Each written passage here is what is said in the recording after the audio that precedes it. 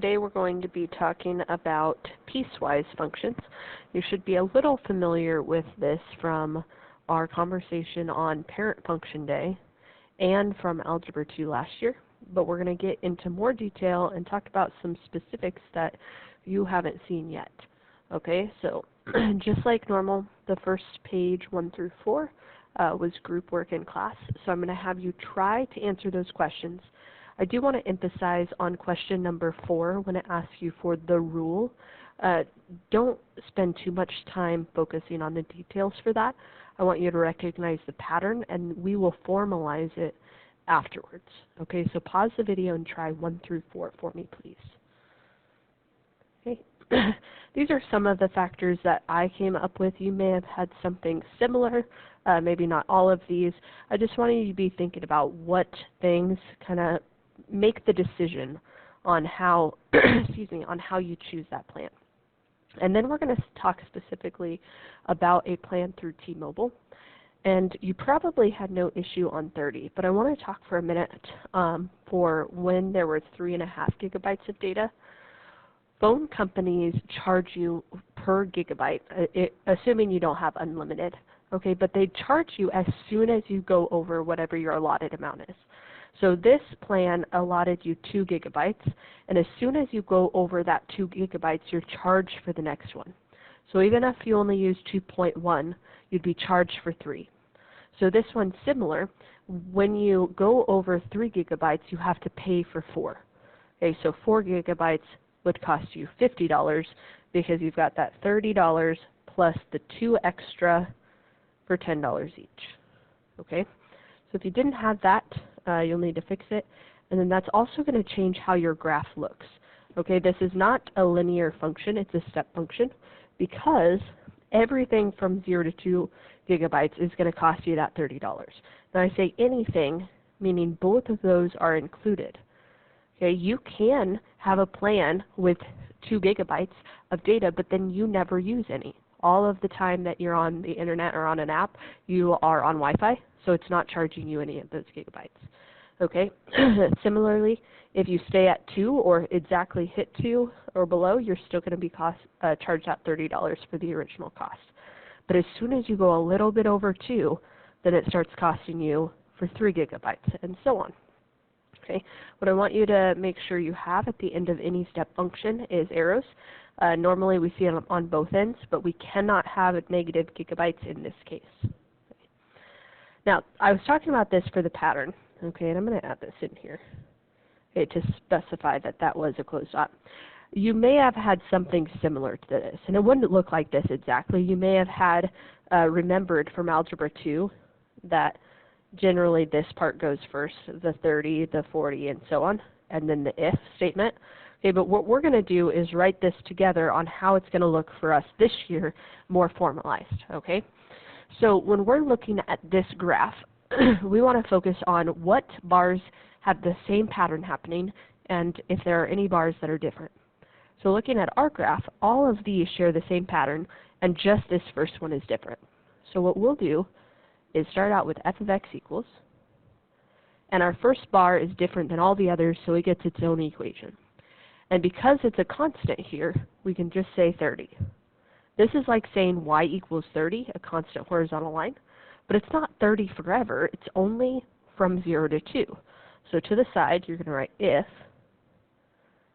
x is between 0 and 2, and then for these you have to make the decision, were the endpoints included, and we said yes on both of these, so an underline for both.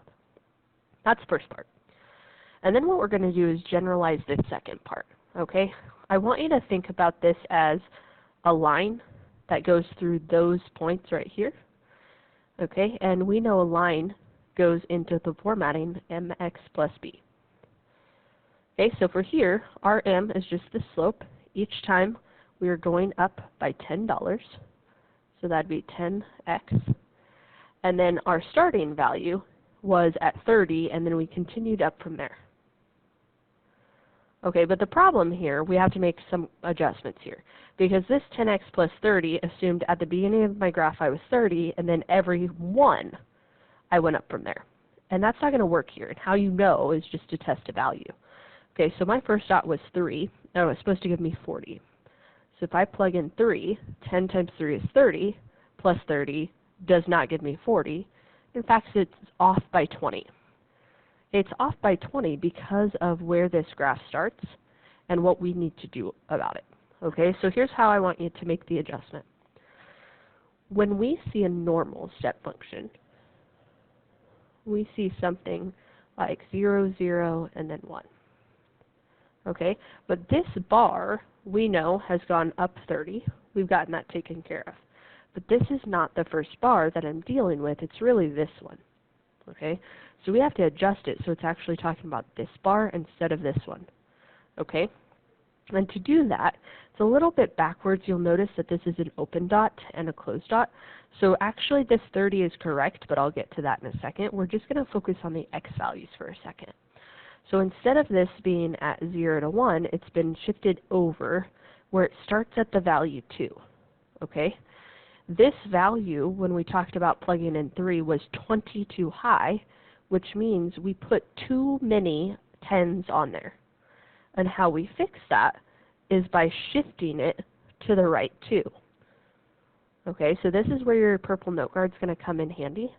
We moved over to the right where I wasn't starting at 0, 0, I was starting at 2 something. And if I want to move over to the right on a graph, I have to say minus 2. Okay, and bear with me for a second, let's just test it. If you put a 3 here, 3 minus 2 is 1. 10 times 1 is 10, plus 30 gets me to the 40 that I needed it to be. Okay?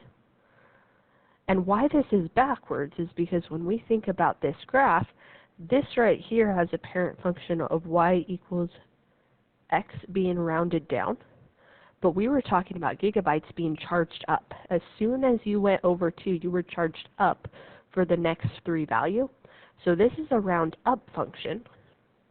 And a parent function for round up actually looks like this to start with, because 0, okay, we would go for the previous one, but 1, okay, would round up or stay at 1. And we'll talk more in detail about the table for that here on the back side. Okay, so for right now, we just need to know that this is a round up function. We change this, and it works for all our steps. Okay, so we'll bring this down here, and then we'll add some notes on how to generalize this for other problems. Okay, so this one applies after 2, okay, but 2 we already included on that first piece, so this one's just x is greater than 2. So let's generalize. Okay, add these notes to the bottom to kind of help. This right here is your first bar, height. Okay, this right here is your increase or decrease, which is really your slope. And this has to match up with whatever's going on here. Okay, so I'm just going to draw a big arrow here. And it's minus because we want to go to the right, whatever this number is. Okay, for word problems, we're not going to have negative values show up, so we're always going to see x minus something. Okay. Now let's go ahead and talk about how we look at the algebra for step functions. Okay, so we've already talked about our symbols a little bit. This is our round down, and this is our round up. But there is a second round down function. If you see this double bracket, kind of looks like an absolute value with a bracket around it. That's also to round down. So 1 through 9 just wants you to round down, and remember, if you have a whole number already, it just stays. And then round up, same concept. If you have a whole number already, it stays. Okay, so through these. 3.9 we are rounding down, so that would be 3. Negative 3.9 rounded down goes to negative 4. Okay, thinking about a number line, here's negative 3, here's negative 4. It'll go down to the next one. 16 stays, no matter whether it's going up or down. Okay, the next 3 are all round up functions. So this would go to 4. This would go negative 3, same visual as before, going the opposite way. And this goes to 1. On the last 3, you just have to pay attention to order of operations. Okay, these symbols are grouping symbols, which means we have to simplify inside first. However, because we are just rounding in the end, we don't have to know the precise value. Meaning 2 times pi I know is 6 and some change. I don't need to know all the decimal places. I just need to know 6 and some change rounds down to 6. Okay, this is similar. The square root of 7 falls between the square root of 4 and the square root of 9.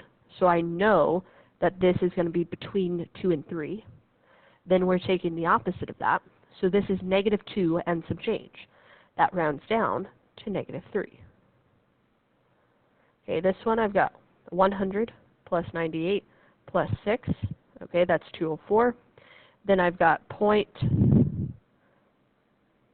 0.3, 0.4 that goes over 1. So I've got 205 and some change, which rounds up to 206. Now in this case, we know that change pretty precisely because it's pretty easy to add, whereas these were irrational numbers where it wasn't as obvious. Okay, you're always welcome to use your calculator, but you can save some time for those easier ones like 2 times pi and just think about what the value would be. And now we're actually going to graph these things. Okay, so just a reminder, parent function, and it may be helpful to sketch just a baby one of these. For a round down function, the first step looks like that, and the second one goes up, and that pattern continues. Okay, we'll do a little bit more detailed, but this is what we're going to emulate through all of these. Our x values are a continuous interval from one endpoint to another. And for this first one, it goes 0 to 1. And those x values are at a height of 0 since they're on the x-axis. The next staircase goes from 1 to 2. And they're at a height of 1. Okay, last thing is where the endpoints are. Closed goes with a bracket, and parentheses for the open dot. And this is what we're going to kind of replicate as we go through here. All step functions, we can start 0 to 1, 1 to 2, and just plug them in to find these values based on what transformations have occurred, as long as there hasn't been a horizontal something or other. Okay, so I want you to make a note here. Look for horizontal compression or horizontal stretch. And remember, that means there's a number inside with x. Okay, so this first one doesn't have one, the second one does. Okay, let's do this together. So first one here, if you do not have a horizontal stretch or compression, you are going to continue 0 to 1, 1 to 2. But you have to ask yourself, is this parent function a round up or a round down? Remember, the double bracket means round down, and that means your dots that are closed are going to be on the left, which corresponds to brackets. And why that's important is because we're saying all the values from 0 to 1 round down to the same value, but 0 is included and 1 is not, which meaning 1 would round to a different value. So the side with the bracket is the side that you plug in. Okay, so we're going to plug in 0, and we're going to plug in 1 where we see x in this equation. So this says take 0 and round it down, that stays, and then take 2 times that value, and we get 0. Same thing on this one, 1 stays, 2 times 1 is 2. And so our staircase has changed. The first stair is in the same place. This 0, 1 was at a height of 0. This 0, 1, still at a height of 0. But the next staircase from 1 to 2 is no longer at a height of 1, it's gone up to 2. Okay, so we're going to graph those. Okay, first one stays the same. Closed dot on the left, and at 1, it's open. Okay, but the next staircase, we're going to go to a height of 2. And you're always going to go directly above the last point or directly below the last point that you graphed. So here we're going directly above to 2 with a closed dot. And then whatever this width is, you're just going to copy it. So as a width of 1, and there's the next one. And we'll do that same thing. The distance between here was 2. So we're going to go up 2, closed dot, and then over 1. And toss an arrow at the end. Then we'll copy this pattern going the other direction. Okay, so this is a solid dot this time. So we're going down and putting an open 1. We're going over 1 with the closed. one more time to finish the graph. And that's it. Okay. Let's try the next one. First step is we're going to look for a horizontal stretch or compression. This one does. When we see the 2 on the inside, that's horizontally compressed by 2. And why that matters is because normally I'm going 0 to 1, 1 to 2. And if I have a horizontal stretch or compression, that's going to affect the length of this bar. If I horizontally compress, this bar becomes squished left and right. And if it's squished left and right, then I can't go 0 to 1 anymore. Okay, but 0 times anything is 0, so 0 stays. But instead of going to 1, it'll be 1/2. Okay, and I want you to write that this, right here, is always the reciprocal. Kind of like what we practice with scale change rules. Okay, next thing is the parent function. Okay, parent function, this is a round down. So very similar to the last one, bracket on the left, parenthesis on the right. Because when we graph this, we always made sure that the solid dot was on top of the open dot, we want to make sure that those numbers always match. So we left off at 1/2. We have to start at 1/2. But the distance of my bar, the width of it, is still 1/2, so this will go to 1. Bracket on the left, parenthesis on the right. Okay, again, the brackets matter because they tell us what to plug in. We are plugging in the left-hand side here. So we're putting a 0, and we're putting a 1/2 in. Order of operations. 2 times 0 is 0. Round it down, stay 0. Opposite of that, still 0. Now if it helps you, go ahead and write that out. If you struggle doing a lot of steps at the same time, okay, we're just subbing in those values and simplifying. Okay, same thing with the 1/2. So opposite of 2 times 1/2. Okay, we're doing parentheses first, that's 1. Rounding it down stays 1, and then that -1 comes down. Okay. And we're going to graph this one. Now I'm going to show you a different way to graph that may help if you struggle thinking about the parent function and adjusting the bars. Okay, this is the x value and this is the y value, but there are 2 x values, and they represent the left endpoint and the right endpoint.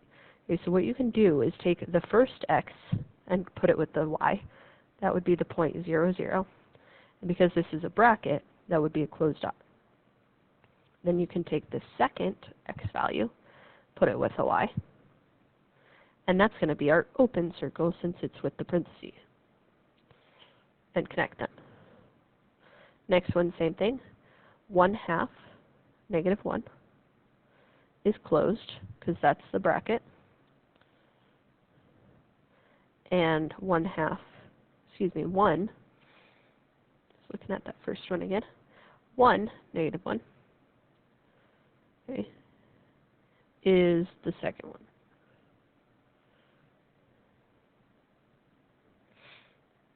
And connect it. Okay.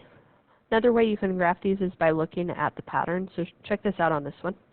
Okay, the pattern between the closed dots is up to right 1, up to right 1, paying attention to the scale. So the same thing's happening here. It's down 1 over 1/2. I can go down 1 over 1/2, down 1 over 1/2, down 1 over 1/2, all the way through. And the same thing with my open dots, but also they're just a 1/2 long. So I can put my open dots right next to them, just make sure I connect them in the end. Same thing over here. I can go up 1 over 1/2, up 1 over 1/2 with all my closed dots, just following the pattern, and then put my open ones directly next to them. Just don't forget to close or connect those bars and toss arrows on the end. Okay. This one, we're going to do the same way. First step, remember, is looking for horizontal something. And you always use the reciprocal. This is horizontally stretched. So we're going to go 0 to 2. I'm going to write that again, reciprocal. Okay. Parent function. Feet are at the bottom. So we've got bracket on the end. And wherever you leave off, you pick up again. So the width of this interval is 2. So this one would go 2 to 4. Okay, we need the brackets because it tells us what to plug in. What I want you to do is pause the video and fill out the y values of the table. See if you can graph that one for me. Okay. Here, when you plug in a 0, you get 2. When you plug in a 2, you get 3. 1/2 of 2 is 1 plus 2. And then you can graph it thinking about the bars getting stretched out, but this is a height of 2. Or you can graph it using the points. 0, 2 is closed, 2, 2 is open. And then following that same pattern.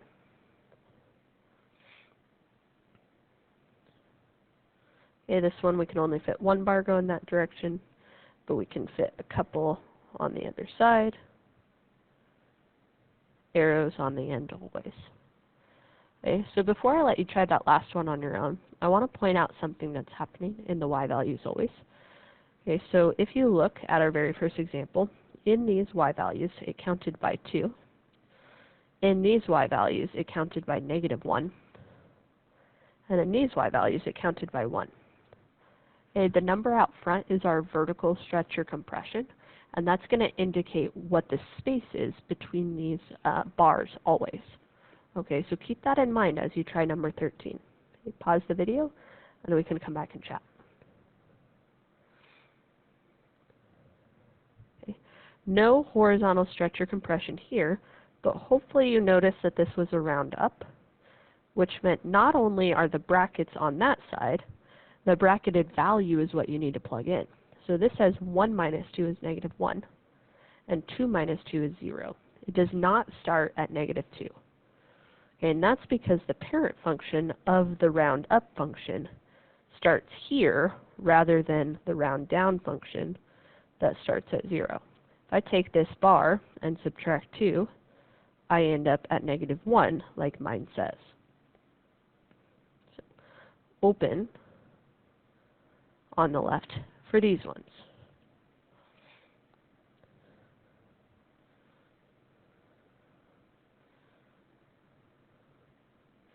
Okay, make sure when you're graphing these you go all the way through the graph and add arrows at the end for me. Last thing we're going to talk about before I cut you loose here is domain and range, just for a refresher on some of these items. Okay.